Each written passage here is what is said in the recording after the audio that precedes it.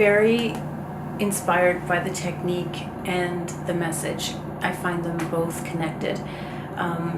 One inspires the other. And so when I'm trying to express a message clearly, I have to find the right technique to do so. When I'm working on a technique, I think, oh, this would be the greatest way to express a message. When I'm trying to communicate something intangible, do I want something more realistic, or if I'm trying to communicate the feeling, it might need to be more abstract. So I find that the technique for me is really important to express the message.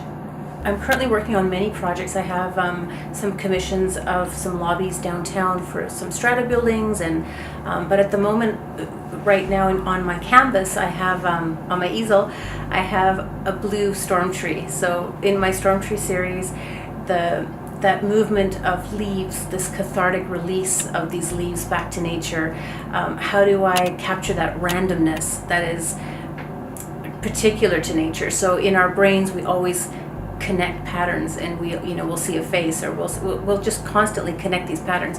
So my challenge is to create something that you get lost in, that your brain shifts, that you have a certain calmness as you look deeper into the painting. That is very spiritual, and the client wanted these particular colors, whereas this red piece is a more finished painting. 3 favorite things I like about my studio. One would be the privacy. Painting is like being an athlete when you're in the creative zone, and sometimes you get distracted or you just can't find that zone, and so being in a private space really helps to not be distracted. But at the same time, I can open my door and I have a community outside, so I can go and chat with someone, I can ask for help, I can be inspired by people I admire, as well as, because of the community, we have art shows in 1000 Parker. So not only the culture crawl that brings people, I think we had 40,000 people that came last year. We have the Parker Art Salon in May, which is a more private event, but clients get to see the inside of my studio space. Benefits of that, I recently did the Lint campaign for the chocolates for the Golden Globes and the Emmy Awards.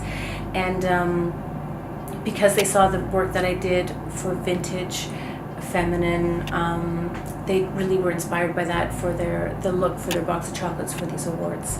So things like that, when you engage with the public directly and come up with new ideas or collaborations, it's pretty exciting. So I'm very thankful to have this space, and for Beatty to have the space for artists in a city like Vancouver. The work I'm doing right now with these vintage femme, and the series is called The Feminine Wild, trying to comprehend the outrage I feel that women notable women are being removed from history. They're not people like Dr. Mae Jemison, a female black astronaut, that are not in the NASA narratives whenever you watch pulp fiction. That sort of feeling that responsibility as an artist of what am I bringing into the world, and a level of insight or optimism, and my technical skill of aesthetics or beauty. How can I put that out there and engage with the viewer directly? I look at my work in 2 ways. Visually, in terms of close up and far away. So from a distance, it has atmospheric depth, it draws you in, it's bold enough or dynamic enough, but close up, there's enough detail and enough interest so that when you look at it up close, it's a different level of fascination.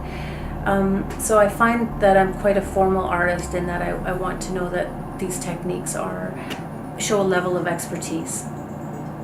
I'm going to be at Art Vancouver this year for the first time. I'm also represented by Yates Gallery in West Vancouver, and they'll be having a show in April, so I can let people know at Art Vancouver that I also have work there. They'll have more of my environment landscapes, and Art Vancouver will have more of my character. So in May, I get to invite people into my studio to see how I paint, where I paint, and what I'm working on, what I'm inspired by. So 2019 is looking like a great start.